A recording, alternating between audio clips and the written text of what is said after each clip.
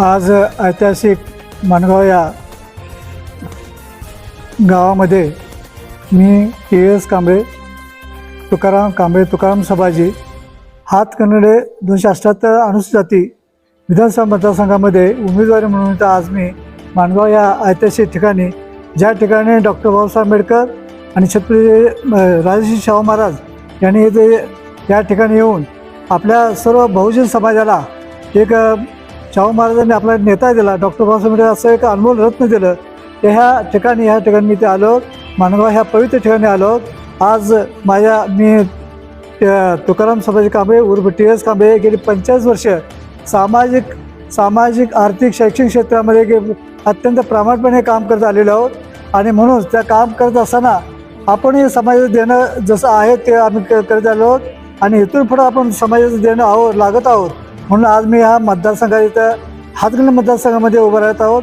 मी आज माझं जे काय वचननामा आहे तो आज मी सर्वांना इथं प्रसिद्ध करत आहोत. ते सर्वांनी आपण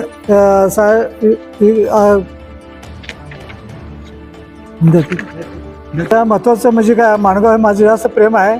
माणगावला मी दुसरं गावच मी समतो माझं, कारण मी 1980 सालापासून आमचे मित्र आर.डी. चव्हाण हे सर्व आम्ही ह्यामध्ये माणगाव परिषद आम्ही स्थापन केली होती आणि त्या माणगाव परिषदेपासून आम्ही कार्यकर्ते निर्माण झालो.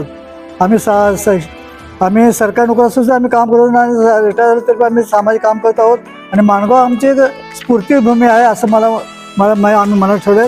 आज ह्या जे काय मतदारसंघात मी उभं राहिलो त्याचं मी माझं पहिलं ह्या मतदारसंघात माझं चिन्ह जे आहे ही चिन्ह आहे जातं चक्की, की जी चक्की आपलं लहानपणी आपल्या आईनं आपल्या जवळून हे करून आपल्या लहानपणी असताना जातं दळून आपणाने त्यानं एक अन्न शिजवून दिलं, खाऊन दिलं. त्यामुळे आज आम्ही लहानाचं आम्ही मोठं झालो आणि आम्ही चांगल्या क्षेत्रामध्ये प्रगती आम्ही करत आहोत. ही फक्त आपल्या आईच्यामुळं का बहिणीच्यामुळं त्यांनी जे कष्ट करून दळप करून जेवण खायला तीच चिन्ह मी घ्यावं असं मला वाटलं, म्हणून मी जातं चिन्ह घेतलेलं आहे. या चिन्ह घेत असताना मी समाजाचं काम करत असताना मी बौद्ध लेण्याचं संवर्धनाचं काम केलेलं आहे. गेली 25 वर्ष समाजाचं बौद्ध लेण्याचं संवर्धनाचं काम करत आहोत. नंतर कोल्हापुरामध्ये पर्यटन स्थळ व्हावं, नंतर सर्वसाधारण सेक्टरच्या कर्मचाऱ्यांचा प्रश्न सोडवावेत, नंतर ऊस आणि कामाचा प्रश्न सोडवावेत, नंतर अन्य आता जे काय समाज होता ते सुद्धा दूर करण्याचा मी प्रयत्न केलेले आहोत. ते करण्याच्या स्फूर्ती आम्हाला ह्या माणगावच्या स्फूर्तीमध्ये मिळाली आणि मी ती स्फूर्ती करताना तेच पुढं काम इथून पुढं पुढं वाढवावं, चालवावं म्हणून ह्या डॉक्टर बाबासाहेबांच्या मला वंदन करून गौतम बुद्धाला वंदन करून मी त्या करण्याचं वचन घेत आहोत. माझं वचनामा मी वाचताना मला आनंद होत आहे की पहिलं की मतदारसंघामध्ये संविधान सभा एक सरकारने केली, आजपर्यंत कार्य झाली नाही. त्याचबरोबर मागासवर्गीय व्यवस्थेमध्ये अन्नधान्य दुकानं झाली पाहिजे, कारण काय वस्तू ज्यावेळी प्रॉब्लेम होतात त्यावेळी अन्नधान्य काय लोकांना मिळत नाहीत. बेडगावच्या सोयी असं लोकांचे असं झालं. त्याचबरोबर मागासवर्गीय लोकांना जे विद्यार्थी आमचे आहेत, आज माणगाव या ऐतिहासिक ठिकाणी तर चांगले विद्यार्थी आहेत, तर काय खेडेगावच्या विद्यार्थ्यांना उच्च शिक्षण मिळत नाही किंवा शिक्षणासाठी सहकार्य मिळत नाही, त्यासाठी मी प्रयत्न करणार. नंतर मागासवर्गीय रस्त्याचे सर्व जे रस्ते आहेत, प्रत्येक गावामध्ये जे रस्ते आहेत त्याचं सिमेंटीकरण झालं पाहिजे. की साधे डांबरी रस्ते केलं तर ते नुकरून जातात, तर सिमेंटीकरण झालं तर निश्चित गावचा विकास होतो. आणि सर्व समाज असं प्रत्येक गावामध्ये भांडणं हे असतात. परंतु आम्ही कोल्हापूरमध्ये सामाज सलोम स्थापन केला आहे.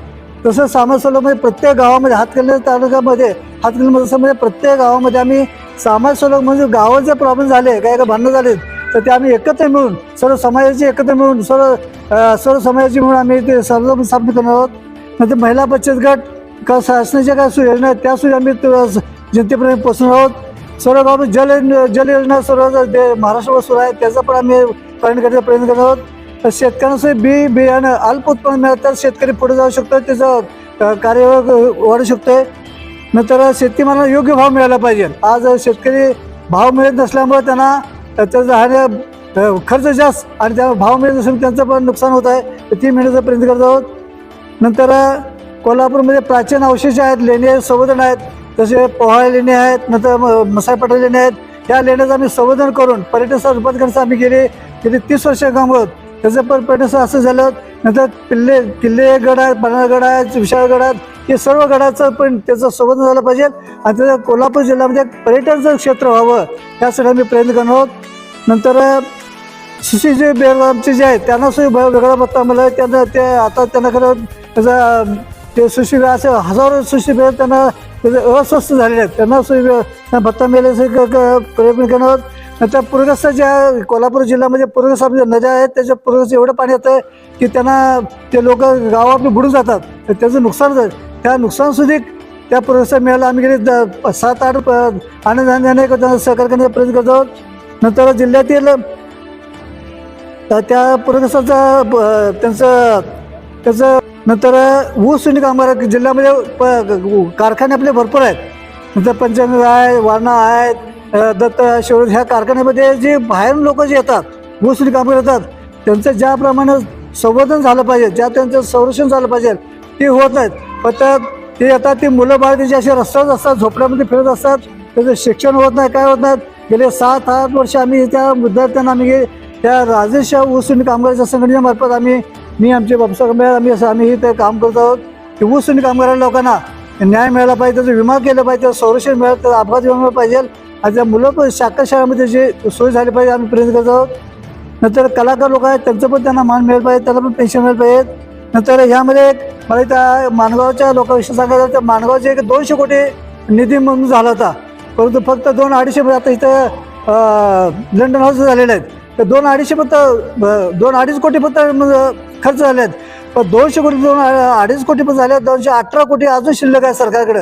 ते सरकारकडं कलेक्टर ऑफिसर योजना जे असेल त्यांच्यावरती मिळवून की माणगावमध्ये जे माणगाव स्मारक जे आहे त्या पूर्ण मार्ग सुंदर स्मारक व्हावं, लायब्ररी व्हावं, ह्यासाठी जे निधी पडला तो आम्ही निधी मिळण्याचा आम्ही प्रयत्न करणार आहोत. नंतर सेवामध्ये हातगाज मतदारसंघामध्ये ज्या सेवा सोयी झाल्या पाहिजेत तर नाले हे असतात का ते त्यासाठी आम्ही प्रयत्न करणार आहोत. नंतर स्त्रियामध्ये अन्याय असतात त्यासाठी आम्ही त्या स्त्रियांना अत्याचार होता कामा नये त्यासाठी आम्ही त्या सर्वसल्लम जे आहेत तरी पण त्यांना पण संरक्षण मिळेल आम्ही करणार आहोत. नंतर हातकणंगले तालुक्यामध्ये एक शेती बाजार होतो, जनावरांचा बाजार होतो, त्यांना पण असं मोठ्या प्रमाणात झालं पाहिजे, कारण मोठं केंद्र झालं पाहिजे. नंतर शेती उत्पादनं चांगली वाढली पाहिजेत, ह्यासाठी आम्ही गेली आम्ही वचनामा आम्ही ह्यात आम्ही काम करणार आहोत. अत्यंत प्रामाणिकपणे डॉक्टर बाबासाहेब आणि गौतम बुद्ध आम्ही विचारणार, छत्रपती शाहू महाराज, राजे शाहू महाराज, अण्णाभाऊ साठे या सर्वांच्या विचारांना आम्ही महात्मा फुले यांच्या सर्वांच्या विचारांना आम्ही धर्माच्या त्यांच्या विचारांना प्रेरणेनं आम्ही काम करत आहोत. मग इथं पण आम्ही आत्मन करत आलो आहोत आणि इथं पण आम्ही करणार आहोत.